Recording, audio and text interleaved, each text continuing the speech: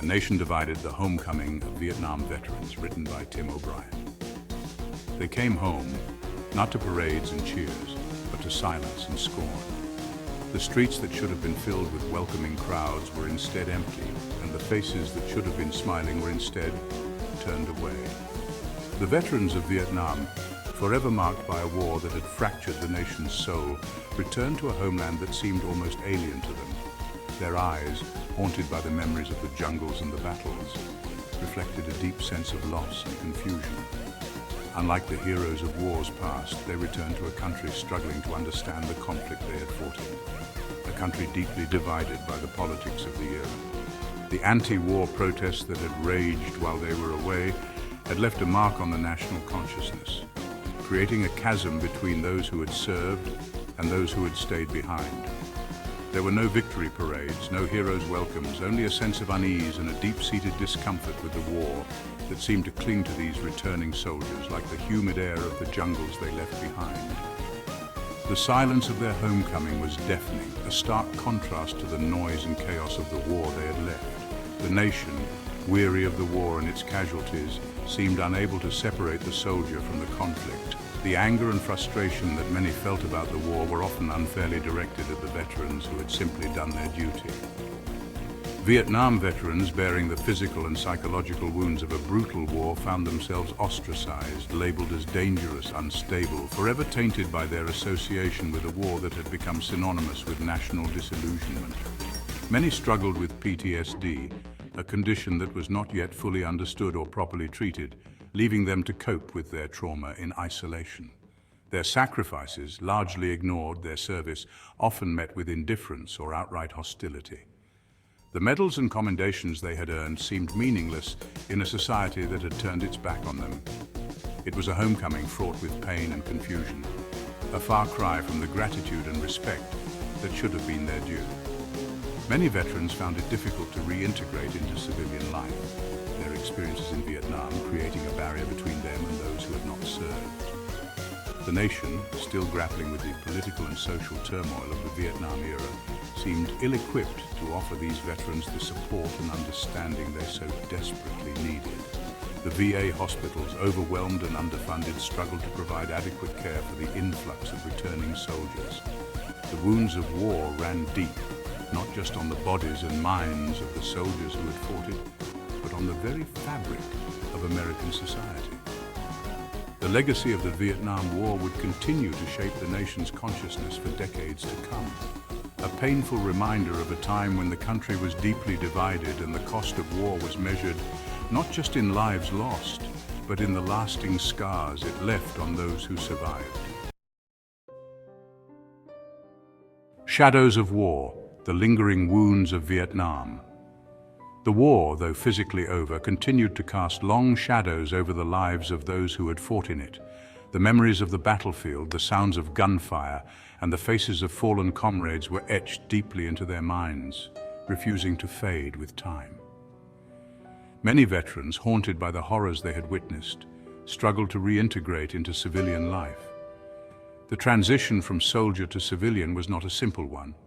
It was fraught with emotional and psychological challenges that many were unprepared to face.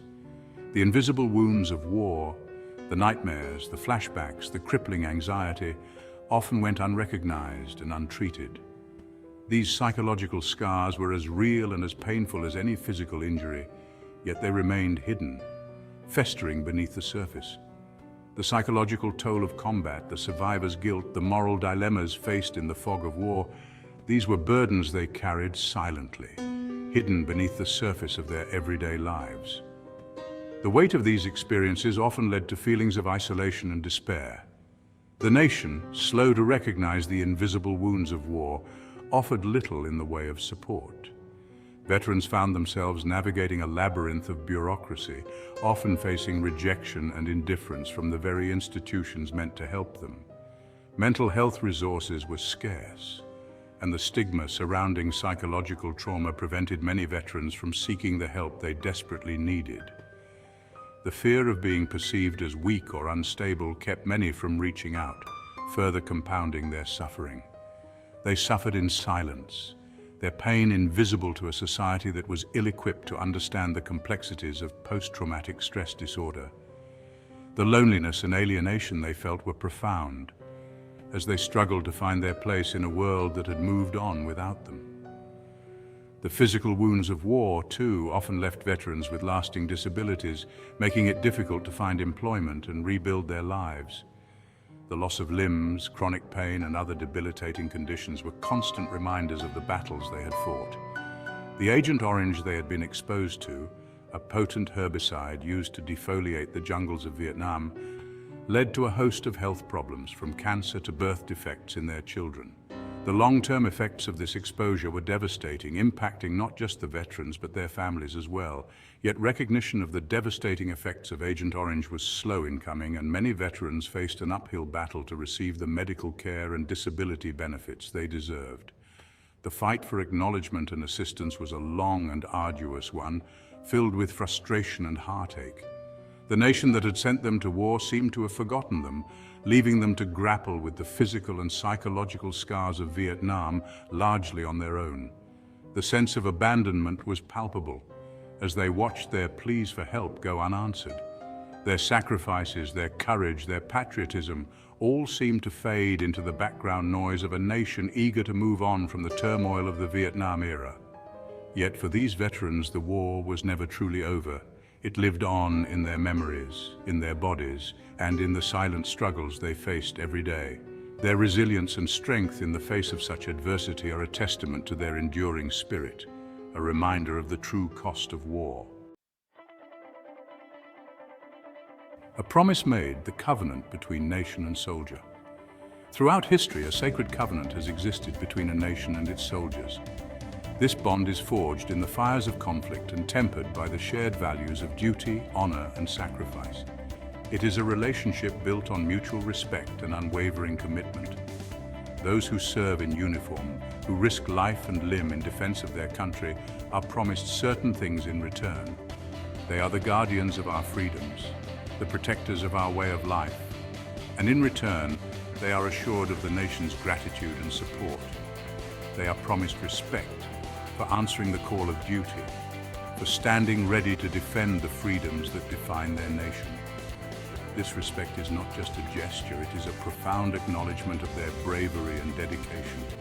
They are promised support for the sacrifices they make, for the families they leave behind, for the normalcy they put on hold to serve a cause greater than themselves. This support extends beyond the battlefield, encompassing the emotional and psychological well-being of both the soldiers and their loved ones.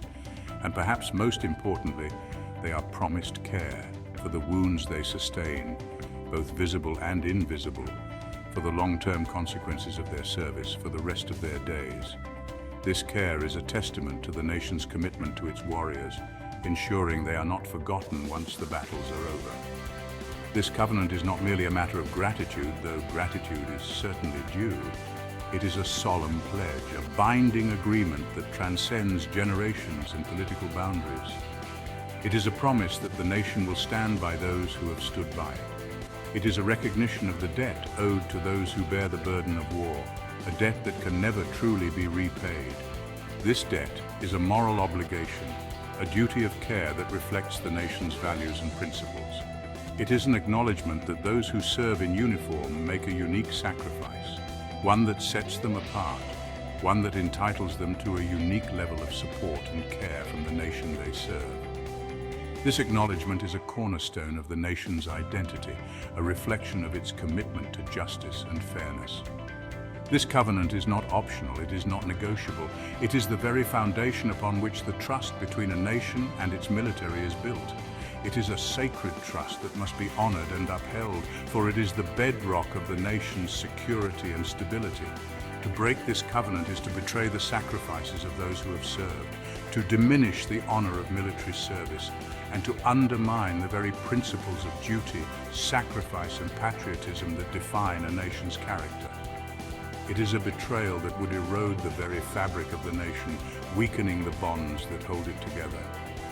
Therefore, it is incumbent upon every citizen, every leader, and every institution to uphold this covenant, to ensure that those who serve are never forgotten, that their sacrifices are always honored and that their needs are always met. This is the true measure of a nation's greatness, the ultimate test of its character and values. In the end, the covenant between a nation and its soldiers is a testament to the enduring strength of the human spirit, a celebration of the courage and resilience that define us all. It is a promise that we must all strive to keep, for the sake of those who serve and for the future of the nation they protect.